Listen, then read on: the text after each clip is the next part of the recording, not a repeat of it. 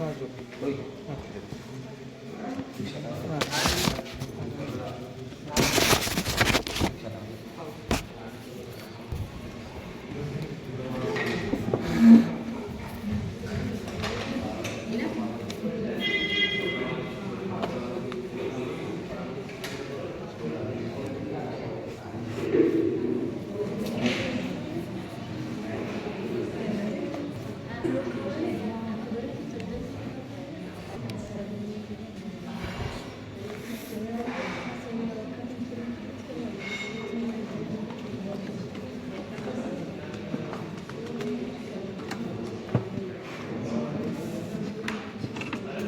हाँ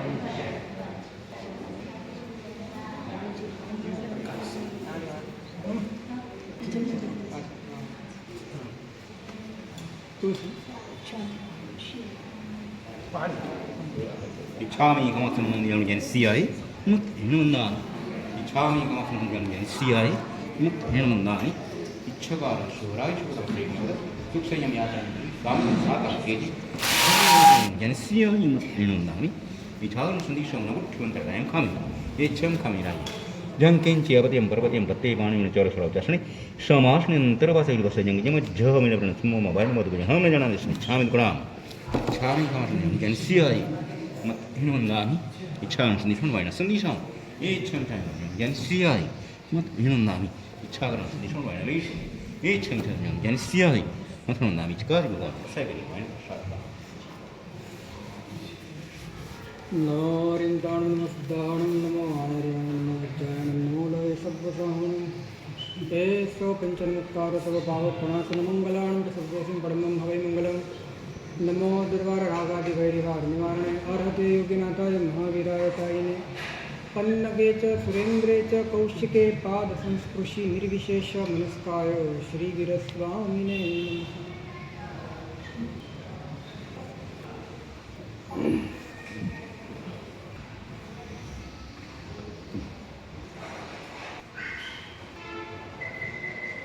मन छे माटे संसार छे मन मरवानुं चालू थाय एटले अंतरात्म दशा आवे अने मन मटी जाए त्यारे परमात्मा दशा मन जीवतुं रहे त्यां सुधी बहिरात्म दशा मन मरवा लागे त्यारे अंतरात्म दशा अने मन मटी जाए त्यारे परमात्मा दशा तो मन कई रीते असंगनी जीवोने बेन्द्रिय जीवोने अने निगोदिया जीवोने पण भाव मन छे एमनी पासे द्रव्य मन नथी भाव मन छे भाव मन वगर तो दुनियानो कोई पण जीव रही न शके कारण के उपयोग छे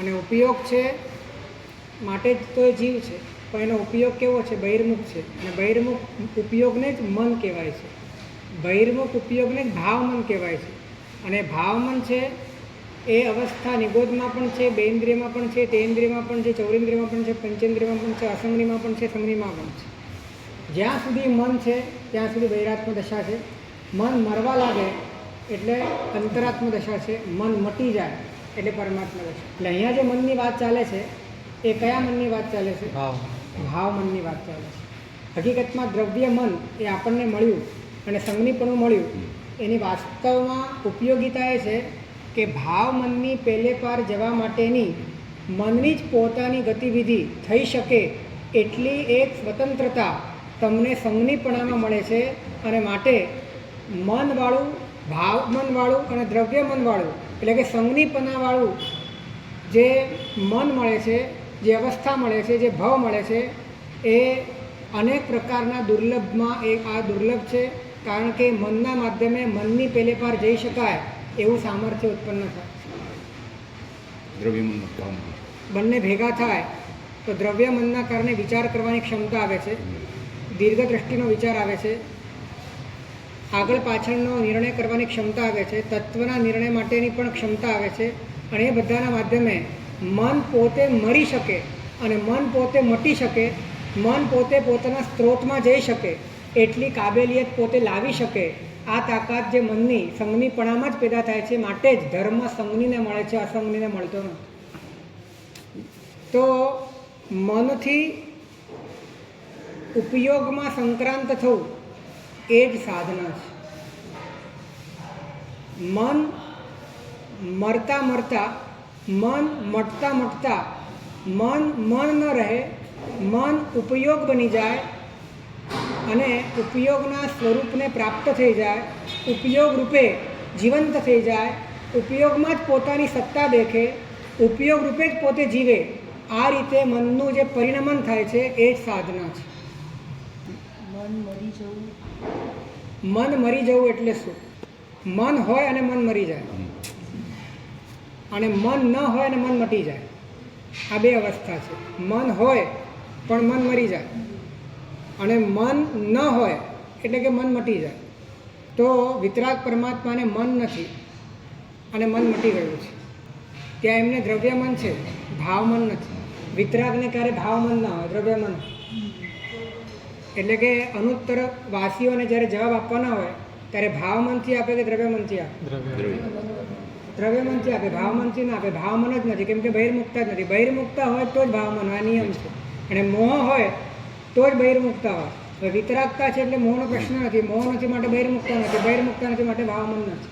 એટલે વિતરાગને મન નથી માટે મન મટી ગયું. અને જે જ્ઞાની પુરુષો છે એમને મન છે પણ મન મરી ગયું છે.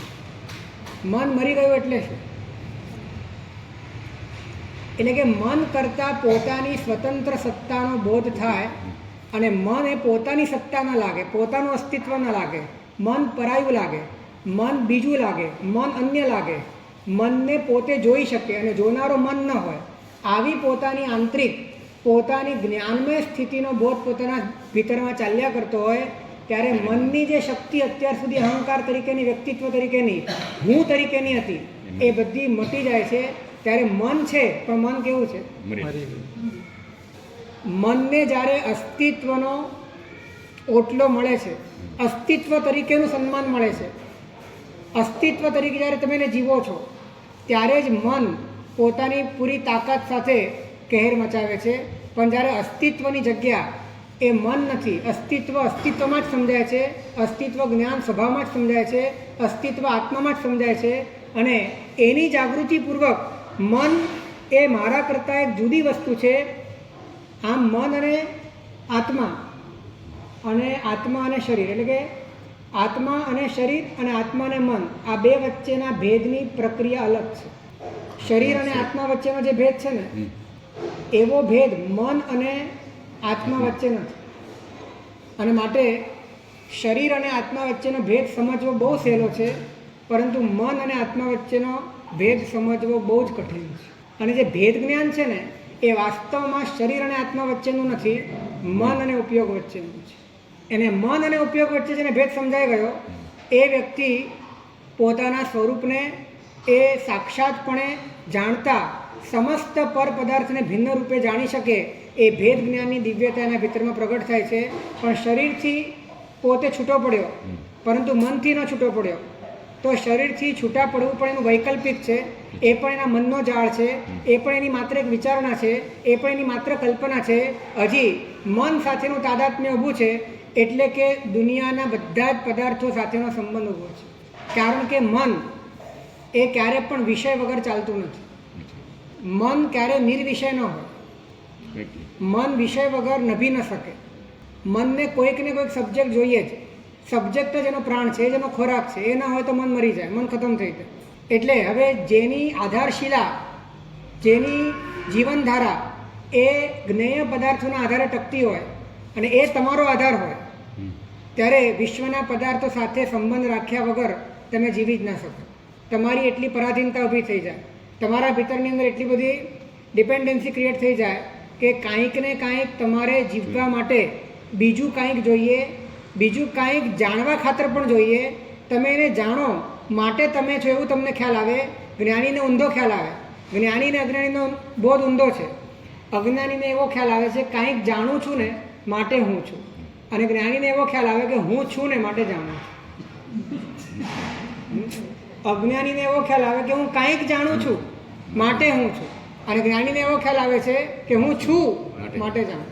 એટલે છુંના બોધપૂર્વક જ્ઞાન છે, જ્યારે પેલાને પરના બોધપૂર્વક પોતાના જ્ઞાનનો બોધ છે, કેમ કે મનના રવાડે ચડેલો છે, મન સાથેનું તાદાત્મ્ય છે.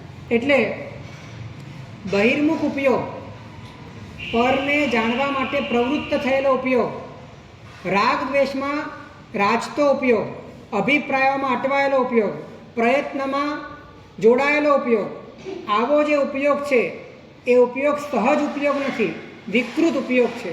અને આવા વિકૃત ઉપયોગને જ ભાવ મન કહેવાય છે.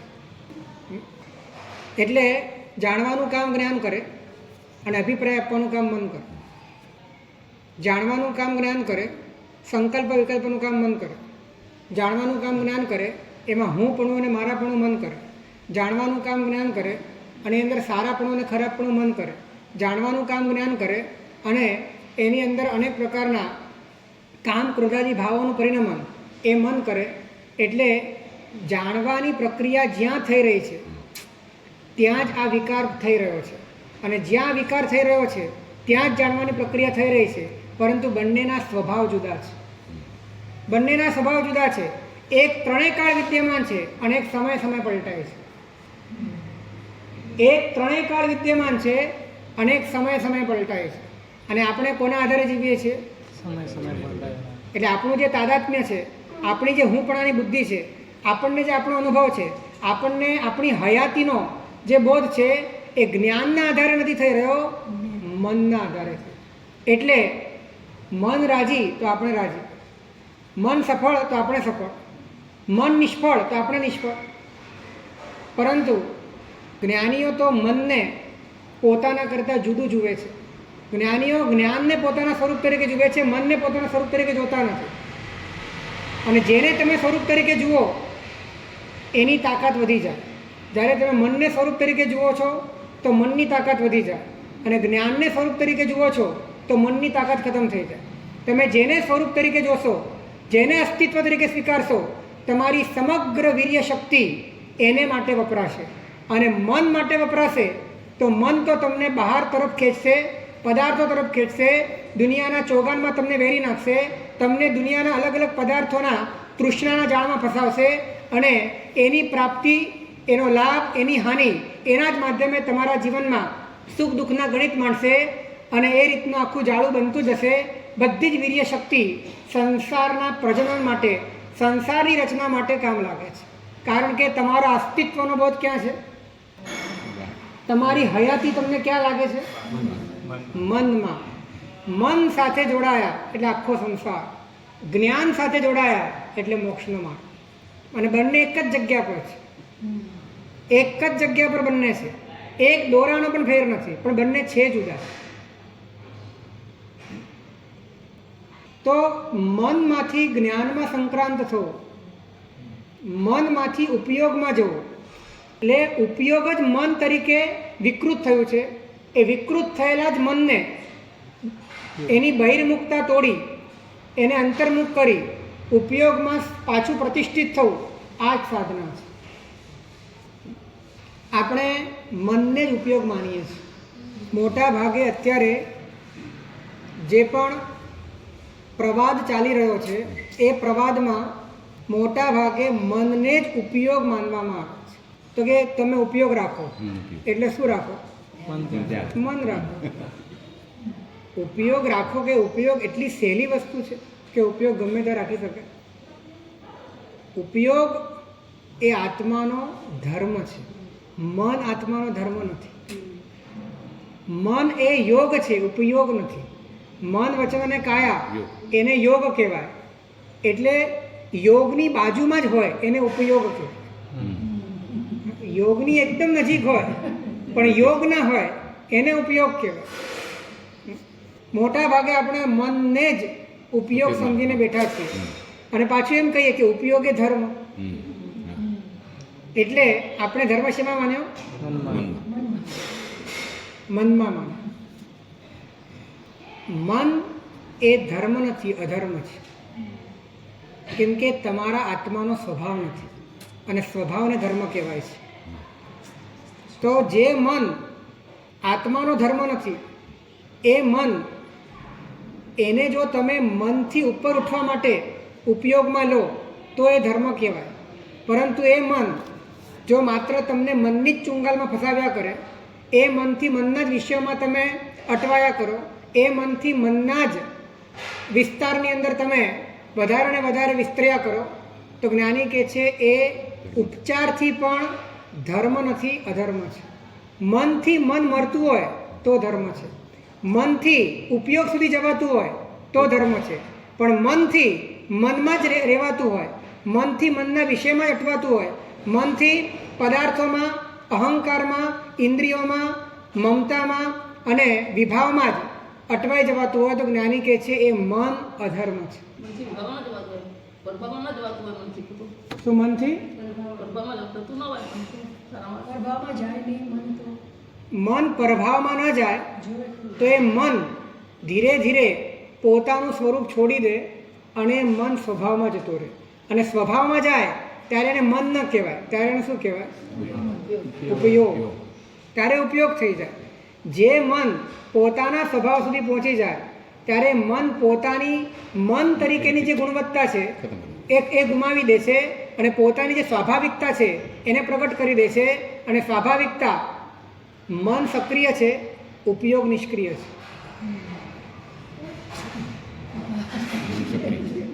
મન સક્રિય છે, ઉપયોગ નિષ્ક્રિય છે. ઉપયોગ કેવી રીતે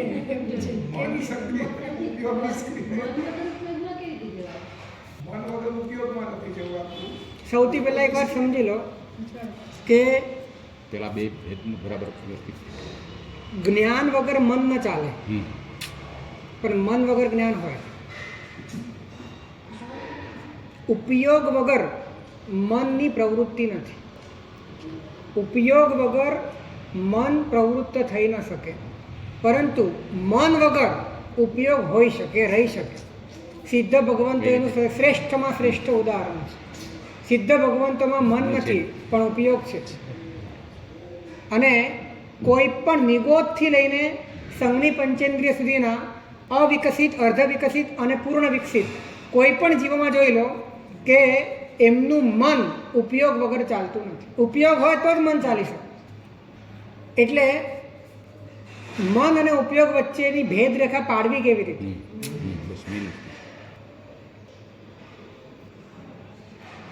તો ઉપયોગને સમજવાનો સૌથી વ્યવહારુ તરીકો છે કે જ્યાં પ્રકાશકતા છે ત્યાં ઉપયોગ છે. પ્રકાશનો અર્થ કાળો, પીળો, ધોળો પ્રકાશ નહીં. પ્રકાશનો અર્થ છે કે જેનાથી તમને બોધ થાય. બોધ થાય છે એ બોધ રૂપતા છે એ જ પ્રકાશકપણું છે. તમને સમજણ પડે છે ને, તમને ખબર પડે છે. શું ખબર પડે છે, કેવી ખબર પડે છે, કોની ખબર પડે છે, કઈ રીતે ખબર પડે છે એ પછીની વાત છે. તમને ખબર પડે છે, એ ખબર પડવાની જે શક્તિ છે એ પ્રકાશકતા છે. તો આ પ્રકાશકતા એ ઉપયોગ છે. હવે તમને જે ખબર પડી, જેની ખબર પડી એના વિશે તમે એક્ટિવ થયા, તમે એના વિશે તમારા મનમાં અભિપ્રાયો બાંધ્યા, તમે એના વિશે કોઈકને કોઈક વિમર્શ અને પરામર્શ કર્યો. તો આ બધી જ પ્રતિક્રિયાઓ કોની છે? બોધ એ માત્ર ઉપયોગ છે. એનાથી ઉપરાંતમાં જેટલું પણ થાય એ બધું જ ખરેખર તો સ્ટોપ જ થવાનું છે. કેમ કે તમારી મર્યાદા ત્યાં પૂરી થાય છે. તમારી મર્યાદા જાણવામાં જ પૂરી થાય છે. કેમ કે જાણવાથી આગળ બીજા જે પણ પદાર્થો છે એ પદાર્થો સાથેનો તમારો કોઈ વાસ્તવિક સંબંધ જ નથી. હવે સંબંધ વગર તમે કાંઈ પણ ત્યાં કરવા ગયા, વિચારવા ગયા, અભિપ્રાય ઊભો કર્યો, અધ્યવસાય ઊભો કર્યો તો તમે તમારી મર્યાદાનો ભંગ કર્યો. અને મર્યાદાનો ભંગ કરવો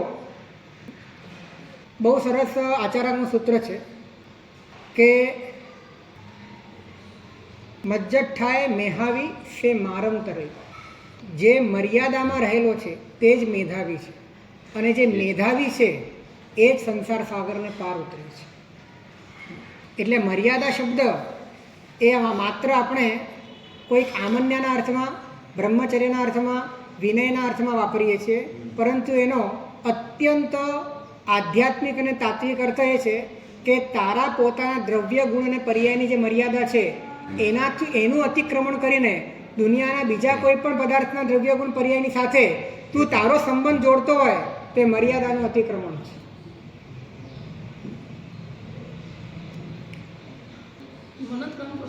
હા, દ્રવ્ય ગુણ પર્યાયનું ચિંતન મન દ્વારા કરતા કરતા મન પોતે વિચારે, એટલે કે મૂળ તો મન એ ઉપયોગનું જ સ્વરૂપ છે પણ વિકૃત સ્વરૂપ છે, અને પોતે એમ વિચારે કે આ બધા ભાવો એ શું મારા ભાવો છે કે પરના ભાવો છે, આ સ્વગુણ છે કે પરગુણ છે, આ સ્વપર્યાય છે કે પરપર્યાય છે. આમ વિચારતા વિચારતા પરનો વ્યવચ્છેદ કરતો જાય અને સ્વનો સ્વીકાર કરતો જાય, અને આ રીતે ભીતરમાં જે ભેદ જ્ઞાન પ્રગટે, જે વિવેક પ્રગટે, એનાથી ધીરે ધીરે મન મરવા લાગે અને મન અંતર્મુખ થઈને ઉપયોગમાં સંક્રાંત થઈ જાય. આ જ દ્રવ્ય ગુણ પર્યાય ભણવાનું ફળ છે. અરિહંત પદ ધ્યાતો થકો દ્રવ્ય ગુણ ભેદ છેદ કરી આત્મા અરિહંત રૂપી થાય. દ્રવ્ય ગુણ પર્યાયનો અભ્યાસ શેને માટે છે?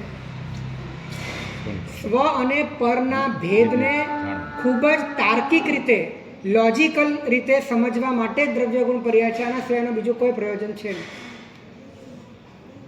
તો એક દ્રવ્ય અને બીજું દ્રવ્ય જુદું છે ને એ સમજવું બહુ સહેલું છે. એટલે કે પૂતગલ દ્રવ્ય અને આત્મદ્રવ્ય આ બે જુદા છે, સમજવું સહેલું છે. જીવ અટવાય છે ક્યાં? મન અને ઉપયોગ આ બે વચ્ચેની જે સંધિ છે એ એટલી બધી ગૂઢ સંધિ છે, એટલી બધી ગુપ્ત સંધિ છે, એટલી બધી એની વચ્ચેનો જે અભેદ છે એ અભેદમાં રહેલો ભેદ એને સમજાતો નથી, એને માત્ર અભેદ જ સમજાય છે. એ ભેદ જ્યારે સમજાય અને શુદ્ધ ઉપયોગ જ્યારે એને સમજાય ત્યારે એ યોગ અને ઉપયોગ વચ્ચેનો ભેદ એને સમજાય ત્યારે પોતે મનનો સાક્ષી હોય, પોતે મન ન હોય. અને જ્યારે તમે મનના સાક્ષી બની જાઓ છો, હું તમને એમ કહું કે આર્ત ધ્યાન કરવાથી અવશ્યમેવ તિર્યંચ ગતિ અટ્ટેણ તિર્ય ગઈ. હવે જીવ જ્યારે છઠ્ઠા ગુંઠાણે હોય અને આર્ત ધ્યાન કરે અને એ વખતે એને આયુષ્ય બંધાય ત્યારે ક્યાં જાય? છઠ્ઠું ગુંઠાણું છે, છઠ્ઠા ગુંઠાણા સુધી આર્ત ધ્યાન થાય છે. તમે ગુંઠાણામાં તમે એના જોશો તો તમને ખ્યાલ આવશે. છઠ્ઠા ગુંઠાણામાં રહેલી વ્યક્તિને જ્યારે આર્ત ધ્યાન થાય અને એ વખતે એના આયુષ્યનો બંધ થાય તો મરીને ક્યાં જાય? તો એક મિથ્યાત્વી એ આર્ત ધ્યાન કરે તો નિશ્ચિતપણે મરીને તિર્યંચમાં જાય. પરંતુ સમ્યક દર્શનને પામેલો અને હજી એના કરતાં આગળ વધીને આત્મસ્થિરતાને ભરેલો એવો મુનિ કર્મના ઉદયથી, એવા અરતિ વગેરે કર્મના ઉદયથી એના ભીતરમાં આર્ત ધ્યાન પ્રગટ થયું છે, પરંતુ એ વખતે એના આયુષ્ય બંધાય તો મરીને નિશ્ચિતપણે દેવલોકમાં જાય. આવું કેમ? ઉપયોગ એટલે આર્ત ધ્યાનના કારણે દેવલોકમાં ગયો એવું તો માની શકાય નહીં. અને આર્ત ધ્યાન નથી એવું પણ નથી, પણ દેવલોકમાં જાય છે વાત પણ બાકી છે, કેમ કે એનું ગુંઠાણું ગયું નથી. અને છઠ્ઠે સાતમે ગુંઠાણે હોય તો અવશ્ય વૈમાણીઓ હોય, અવશ્યપણે મરીને વૈમાનિક દેવલોકમાં જ જાય કાયદો છે. અને ગુંઠાણું ગયું નથી, આર્ત ધ્યાન છે, આયુષ્ય બંધાયું છે અને દેવલોકમાં જાય છે. તો શેનાથી ગયો દેવલોકમાં? ઉપયોગ ત્યારે ઉપયોગ જોડાયો. પ્રશ્ન તો સમજાય છે. તો મિથ્યાત્વ ગુંઠાણે અને છઠ્ઠા ગુંઠાણે એવો તો કયો ફેરફાર થઈ ગયો કે આર્ત ધ્યાન તો બંને જગ્યા સમાન છે. અને તમને કહું કે મિથ્યાત્વ ગુંઠાણે અનંતાનુબંધીનો સંજ્વલન જેવો આર્ત ધ્યાન હોય તો પણ તિર્યંચ ગતિ થાય, અને છઠ્ઠે ગુંઠાણે સંજ્વલનનો અનંતાનુબંધી જેવો હોય તો પણ મરીને દેવલોકમાં જ જાય. તેવું શું કારણ છે? ઉપયોગ હે ઉપયોગ જુદો પડી ગયો ને એટલે આર્ત ધ્યાનની જે પણ પ્રક્રિયા ચાલી રહી છે મન સાથે. એ બધી મનના સ્તર પર ચાલી રહી છે. એ બધી વિકૃત ઉપયોગમાં ચાલી રહી છે. અને એ વખતે પણ પોતાનો જે શુદ્ધ ઉપયોગ છે એ શુદ્ધ ઉપયોગની પ્રતીતિ પણ છે, અનુભૂતિ પણ છે અને એની અંદર સ્થિરતા પણ છે. હવે જે ચાલી રહ્યું છે, કર્મથી કલ્પના ઉપજે, પવનથી જેમ જલધી વેલરે, રૂપ પ્રગટે સહજ આપણું, દેખતા દ્રષ્ટિ સ્થિર મેલરે, ચેતન જ્ઞાન જ. તો મુનિ એને જ કહેવાય. નાણે નયા મુનિ હોય. હમણાં ગઈકાલે જ ઉત્તરાધ્યનમાં આ વાત લખેલી છે. જ્ઞાનથી મુનિ થવાય છે, મનથી મુનિ નથી થવાતું. તો મન અને જ્ઞાન જુદા છે. જો તમને જ્ઞાન ઉપલબ્ધ નથી થયું તો તમે મુનિ નથી. જો તમને મન જ ઉપલબ્ધ થયું છે તો જે સામાન્ય મનુષ્ય છે, અને તમે પણ એક એવા જ મનુષ્ય છો, બે વચ્ચે માત્ર કપડાનો ભેદ છે. જ્ઞાનની ઉપલબ્ધિ થાય, ઉપયોગની ઉપલબ્ધિ થાય તો જ તમે.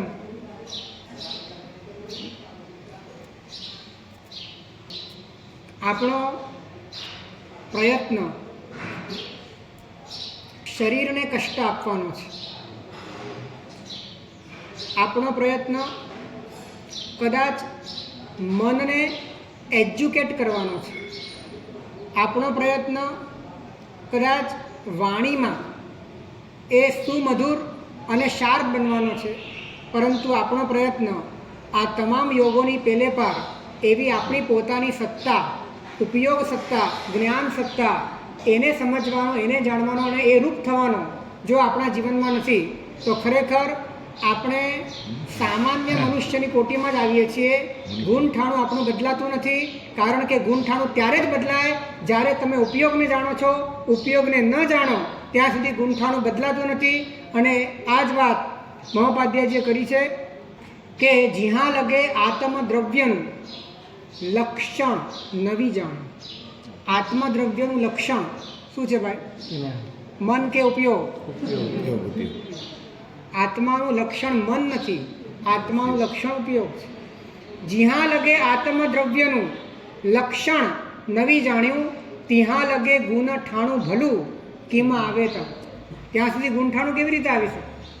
વર્તમાનમાં તો એવું છે કે મનમાં સ્થિર થાય એ ઉપયોગ કરતો નહીં છે. ઉપયોગમાં આપણે અનંતકાળથી મનમાં જ જીવતા આવ્યા, મનમાં જ જાગતા આવ્યા, મનમાં જ રમતા આવ્યા, મનને જ રમાડતા આવ્યા અને મનથી રમતા આવ્યા. સાધુ એ છે જે ઉપયોગમાં જાગે છે, ઉપયોગમાં જીવે છે, ઉપયોગમાં રમે છે અને ઉપયોગને પોતે પોતાનામાં જ રાખે છે. એ જ વ્યક્તિ ખરેખર સાધુ છે. અને આ નિશ્ચય સાધુની વાત છે. કદાચ આપણામાં એવું સાધુપણું ન હોય, પરંતુ આપણા ભીતરમાં આવું સાધુપણું હોવું જોઈએ.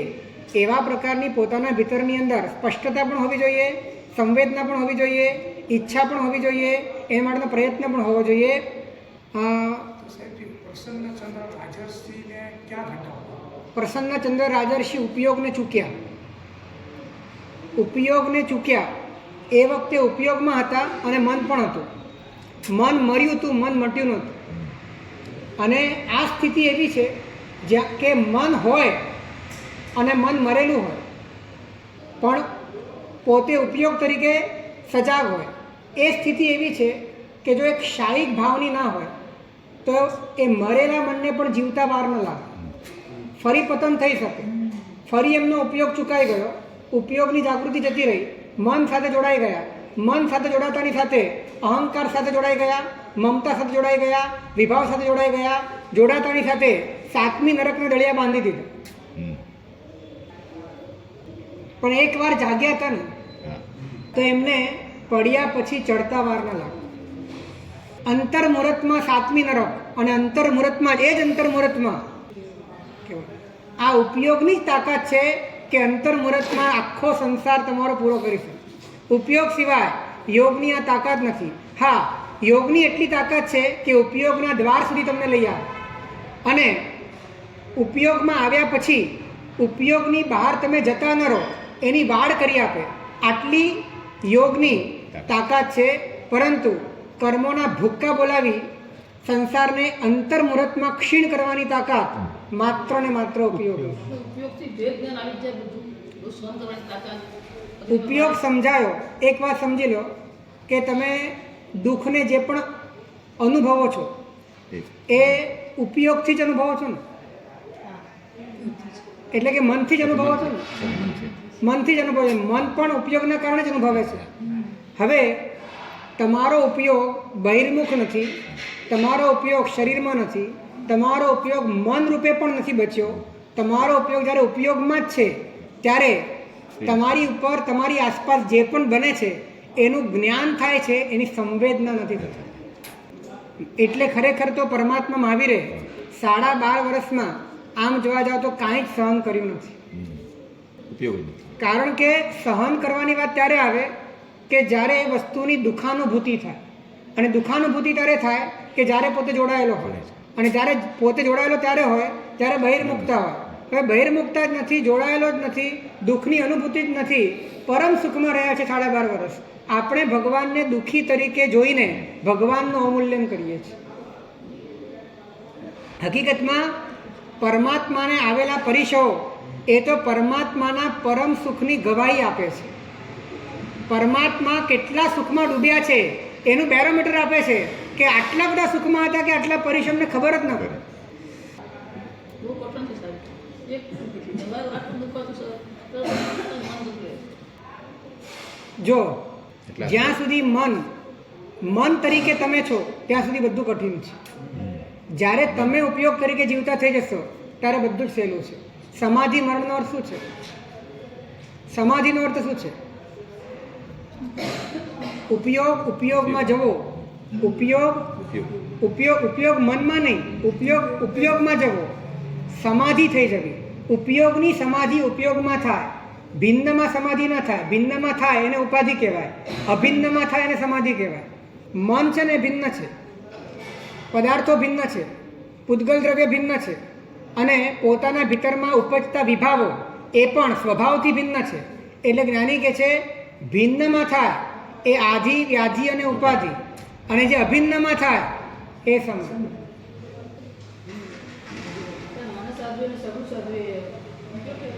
મન સાધ્યું એણે સઘળું સાધ્યું. તો મન સધાય કેવી રીતે?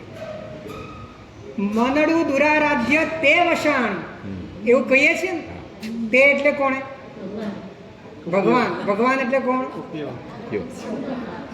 ભગવાન એટલે કોણ? આ શુદ્ધ ઉપયોગની વાત છે. જેમ જેમ મનમાં રહેલા વિષયને સમજવાનો પ્રયત્ન કરશો, જો વિષય અને જ્ઞાન એ બંને એક જ જગ્યા પર છે. એટલે કે આ ચોપડી એ વિષય છે, પરંતુ હકીકતમાં ચોપડી વિષય નથી, ચોપડી તો પૂતગલ છે. પરંતુ આ વિષય તરીકે તમને ક્યાં સમજાય છે? આ વિષય તરીકે ક્યાં સમજાય છે? એટલે કે વિષયનો આકાર અને જ્ઞાન બંને એક જ જગ્યા પર છે. જે વ્યક્તિ વિષયને મહત્વ આપે છે એ મનનો વિસ્તાર કરે છે, અને જે જ્ઞાનને મહત્વ આપે છે એના ઉપયોગના દ્વાર ઉઘડે છે. બંને એક જ જગ્યા પર છે, બંને એક જ સાથે છે, બંને એટ એ ટાઈમ છે. તમે કોને વજન આપો છો, કોને મહત્વ આપો છો, એના આધાર પર તમારી આંતરિક દુનિયા, એના આખા પરિવર્તન થાય છે.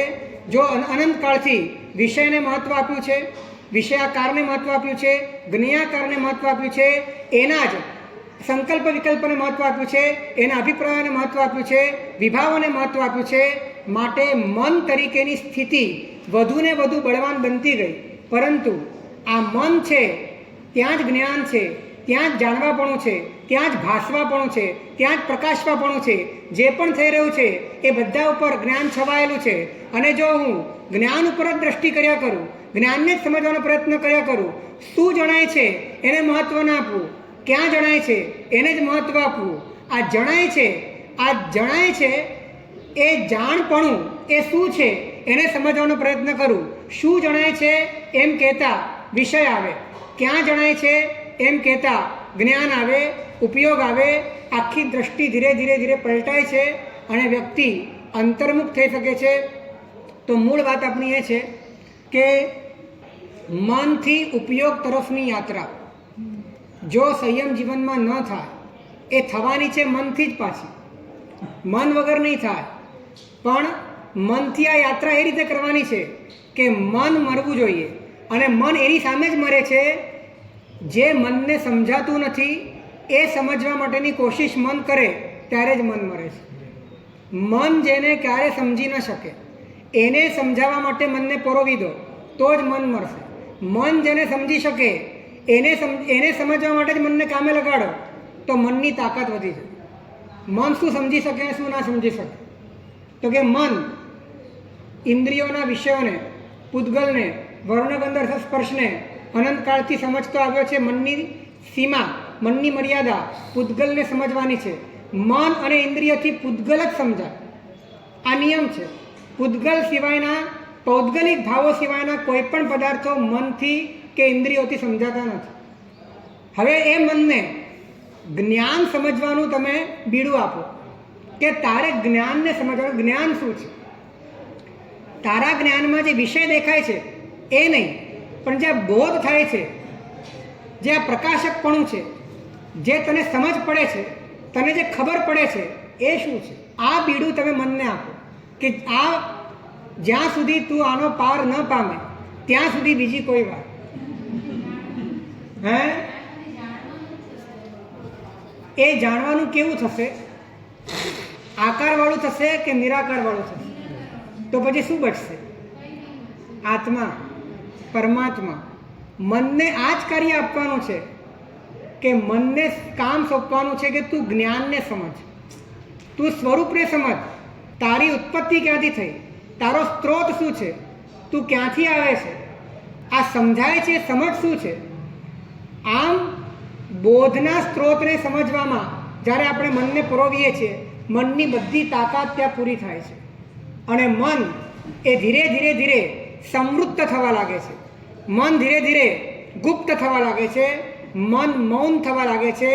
મન પોતાના બધા હથિયાર હેઠા કરી નાખે છે અને મન સાથેની આપણી જે તાદાત્મ્યતા છે એ ત્યાં તૂટે છે અને પછી જે બચે છે એ ઉપયોગ છે.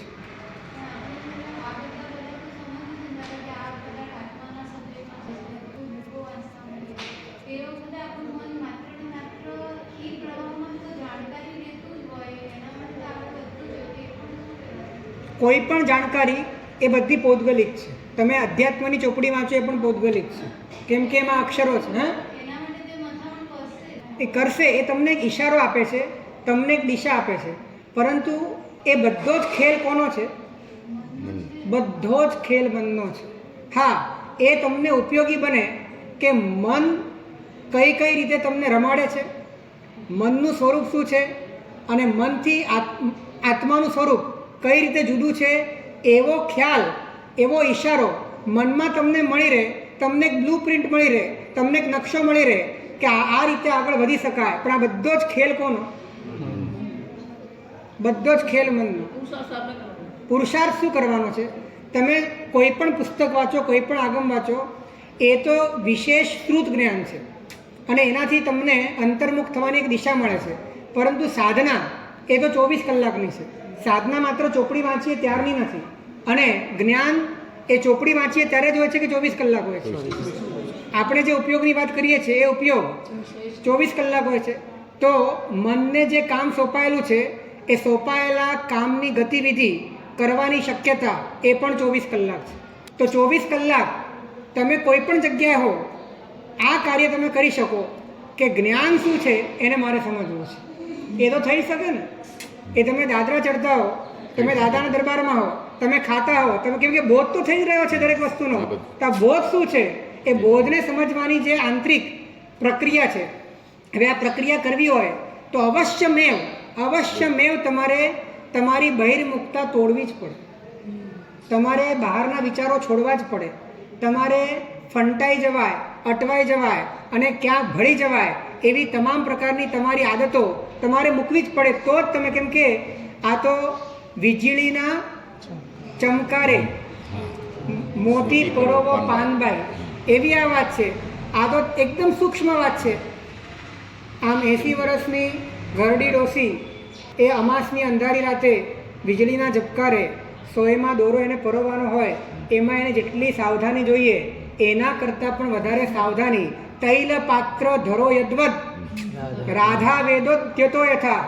પછી શું છે? ક્રિયાસ્વનન્ય ચિત્તસ્ય ભવભીતસ્ય ક્રિયાસુ અનન્ય ચિત્તસ્ય ભવભીત. તથા આપણે આનો અર્થ એવો કરીએ છીએ ક્રિયાઓમાં એકાગ્રચિત્ત. એટલે આપણે શું કરીએ છીએ કે આપણે મનને ક્રિયાઓમાં લગાડીએ છીએ અને એ ક્રિયાઓના માધ્યમે શરીરમાં લગાડીએ છીએ અને પાછું એ શરીરમાં લગાડેલા મન દ્વારા આ ક્રિયા મેં કરી એવો પાછો કર્તવ્ય કરીએ છીએ અને પાછી એને આપણે તન્મયતા પણ સમજીએ છીએ. આવી વાત નથી. ક્રિયા શું? સતી સપ્તમી છે. ક્રિયાઓ કોઈ પણ ચાલતી હોય ત્યારે અનન્ય ચિત્ત. અનન્ય એટલે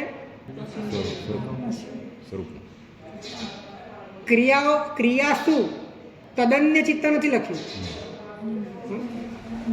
તન્મય ચિત્ત નથી લખ્યું. ક્રિયા શું અનન્ય. અનન્યનો અર્થ આત્મા થાય છે.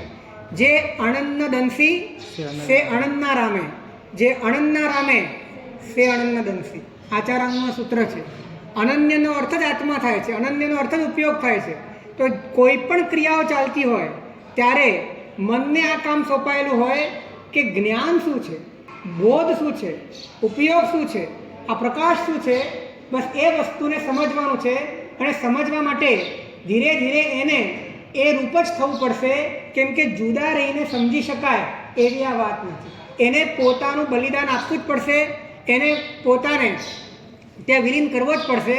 અને એમ કરતાં કરતાં જ્ઞાનનો પ્રકાશ થાય છે, ઉપયોગ સમજાય છે, સ્વરૂપ સમજાય છે, આત્મા સમજાય છે.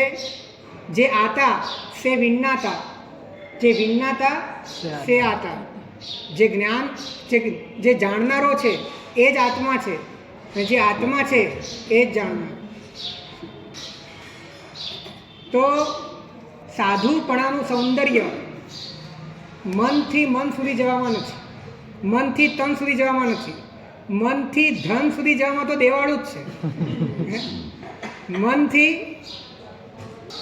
કોઈ પણ સ્વજન સુધી કે મનથી સંસારના કોઈ પણ પદાર્થ સુધી જવામાં અનંત સંસાર છે. મનથી ઉપયોગમાં સંક્રાંત થવું એ જ સાધુપણાની સુંદરતા છે. વ્યવહારથી ક્રિયા તો આપણે કરીએ જ. હે વ્યવહારથી ક્રિયા કરીએ પણ નિશ્ચયથી મનમાં જે પણ ક્રિયાઓ કરીએ છીએ ને એ બધી જ ક્રિયાઓ પાછળનો મૂળ આશય મનને ઉપયોગમાં સંક્રાંત કરવા માટેની અનુકૂળતા ઊભી કરવા માટેનું આયોજન છે. પછી તમે દેરાસર દર્શન કરો તો પણ એમાં નિસી છે.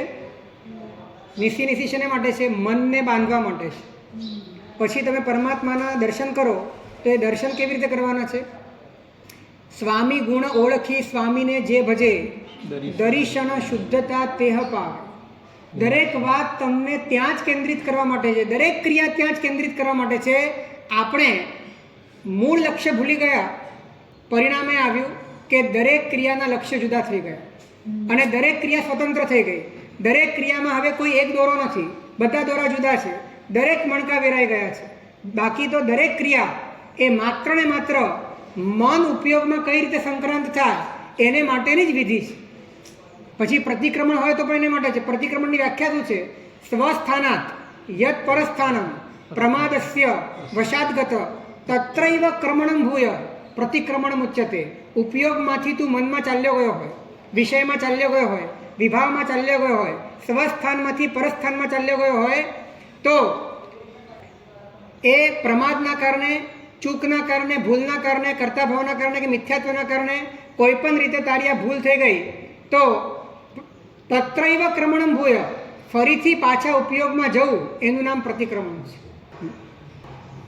આપણને જેટલા દોષો બતાડવામાં આવે છે 18 પાપસ્થાનક અથવા તો વંદિત્વની અંદર અથવા તો પગામ સિદ્ધાની અંદર, એ બધા સ્થાનો તમે પરમાં કઈ કઈ રીતે ગયા એની સૂચના આપે છે. અને એનાથી તમને ખબર પડે કે મારું મૂળ સ્વરૂપ તો આ હતું, હું આમાં કેમ ચાલ્યો ગયો. તો ફરીથી પોતાની જાતને ત્યાં સ્થાપિત કરવા માટે આ આખી પ્રક્રિયા છે, પરંતુ ઉપયોગ જ ખબર નથી. તો હવે ખાડામાં જતા અને ખાડામાં જ પ્રતિક્રમણ કર્યું, ખાડામાં જ હતા, ખાડામાં જ પ્રતિક્રમણ કર્યું કે હું ખાડામાં હતો અને હું ખાડામાંથી બહાર આવું છું એમ કહીને પણ પાછા ઉપયોગ ન સમજાય ત્યાં સુધી પ્રતિક્રમણ પણ સાચું થતું નથી. કરેમી ભંતે સામાય્યમ, આ બધી જ ક્રિયામાં કઈ રીતે આ બધી વાત જોડાયેલી છે એમ કહું છું. તો સામાય્યમ એટલે શું? ક્ષમતા. હું માત્ર ને માત્ર મારા ઉપયોગ સ્વભાવરૂપ એટલે કે સમભાવને, સમતા ભાવને, સામાયિકનો અર્થ છે સમયનો અર્થ આત્મા થાય છે, અને આત્માનો ભાવ એટલે કે ઉપયોગ સામાયિક, એને જ હું કરું છું, એટલે કે એમાં જ હું રહું છું, બાકી બધી જ વસ્તુઓથી હું છૂટું છું. આ સામાયિકનો મૂળ અર્થ છે.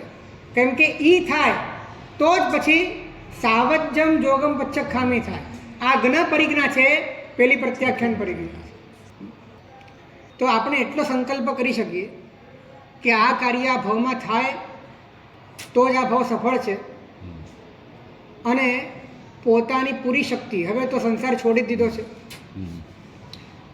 અને આપણી પાસે અનુકૂળતા એમ જોવા જાવ તો ઘણી છે, તો પૂરેપૂરી એડી ચોટીનું જોર મનમાંથી ઉપયોગમાં સંક્રાંત થવા માટે લગાડી દેવું છે, અને તો જ પરમાત્મા દશા આંશિકપણે અંદર સમજાશે. અપ્પા ચેવ પરમપ્પા, આત્મા જ પરમાત્મા છે. આ ધ્વનિ એ પોતાના અનુભવમાં ઉજાગર થશે. એ માત્ર કલ્પના નહીં હોય, એ માત્ર આદર્શ નહીં હોય, એ આવતા ભાવની વાત નહીં હોય, એ ભવ પછીની વાત નહીં હોય, એ આ ભાવની વાસ્તવિકતા હશે. અપ્પા ચેવ પરમપ્પા, આત્મા જ પરમાત્મા છે. તો આને માટે મન 24 કલાક પોતાના ઉપયોગને સમજવામાં અને ઉપયોગમાં રહેવા, ઉપયોગ રૂપે સંક્રાંત થવા એ સતત પોતે પ્રયત્ન કરે, અને એ પણ ઉપયોગની શૈલીમાં પ્રયત્ન કરે, નહીં કે મનની શૈલીમાં. મનની શૈલી જુદી ને ઉપયોગની શૈલી જુદી. મનની શૈલી પ્રયત્નવાળી છે, ઉપયોગની શૈલી અપ્રયત્નવાળી છે. મનની શૈલી અભિપ્રાયવાળી છે અને ઉપયોગની શૈલી ક્ષમતાવાળી છે, નિર્વિકલ્પતાવાળી છે. મનની શૈલી આઈડેન્ટિટીવાળી છે, સાકાર છે, અને ઉપયોગની શૈલી નિરાકાર છે. એટલે ઉપયોગના જેટલા પણ ધર્મ છે, ઉપયોગ જેવો વ્યાપક છે, એ રીતે જ પોતે પોતાની જાતનું સમર્પણ ઉપયોગને કરી દે. આ રીતે ઉપયોગમાં પોતે ભળવાનો પ્રયત્ન કરે. જેમ નદી સાગરમાં ભળી જાય એ રીતે મન ઉપયોગમાં ભળી જાય, એ રીતના પ્રયત્ન માટે સતત આની જ વાતો સાંભળવી ગમે, અને આના સિવાયની વાતોમાં જતું મન એ પોતાને અંતરાય લાગે, અને અંતરાયને નિવારવા માટે સતત ને સતત પોતે પોતાના ભીતરમાં વૈરાગ્યની વાડ ઊભી કરે. એટલે કે આત્મા, અમને એક છે ને મરાઠી સાધક મળ્યા હતા, સમય થઈ ગયો, છેલ્લી વાત કરું છું, કાલથી એક ઘડિયાળ અહીંયા મૂકી. એમણે બહુ સરસ વાત કરી હતી. આત્મા રામાલા ચિટકુન રાहिले, આત્મા રામાલા ચિટકુન રાहिले, અશે મણ તૈયાર કરને, હે જ પરમાર્થાને ખરી સાધના આ. એટલે કે આત્મા રામને સતત ચોટીને રહે, ચોટીને એટલે કે એ તરફ જ ઢળાવ રહે, અને બહાર તરફ બિલકુલ જાય નહીં, જાય તો તરત પાછું વળી જાય. આત્મા રામાલા ચિટકુન રાहिले, અશે મણ, એવું મન તૈયાર કરવું એ જ પરમાર્થથી સાધના છે. તો આવી સાધના આપણે કઈ રીતે કરી શકીએ, અને કઈ રીતે મનને માત્ર આ એક લક્ષ્યમાં જોડીને સમગ્ર જીવન આની પાછળ આપણે વ્યતીત કરીને પરમાત્મા દશાનો સ્પર્શ કરી શકીએ અને જીવનને સાર્થક બનાવી શકીએ, એ વાત આગળ કરશું. જેના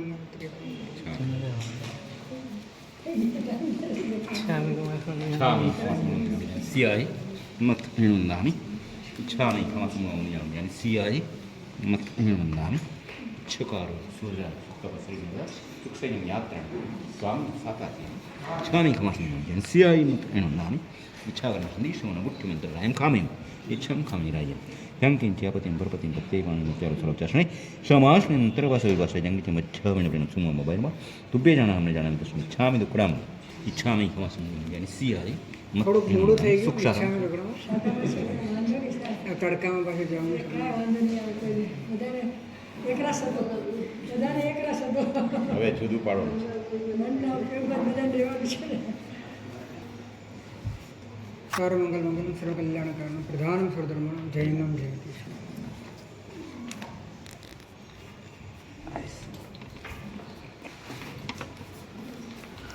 આ સવારે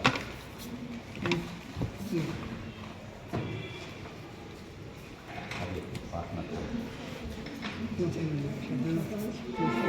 સમજાવતા સાથે બધું એક કલાક છે ના તો સ્વાધ્યાય થાય ને આપણે ધર્મલા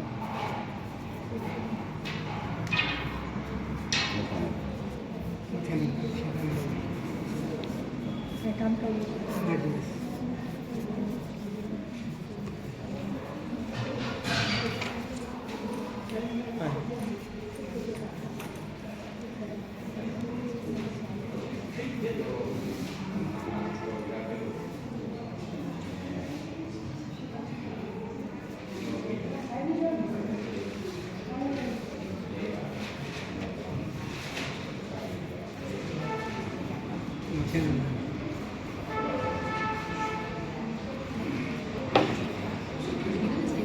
સાંભળવાને ગયા સમયે પણ સમજો કે ગાયકનું વેદન ચાલુ હોય અને એની મીઠાશ ન હોય તો એ મીઠાશ મનની હોય કે એ વેદન રીતે ખબર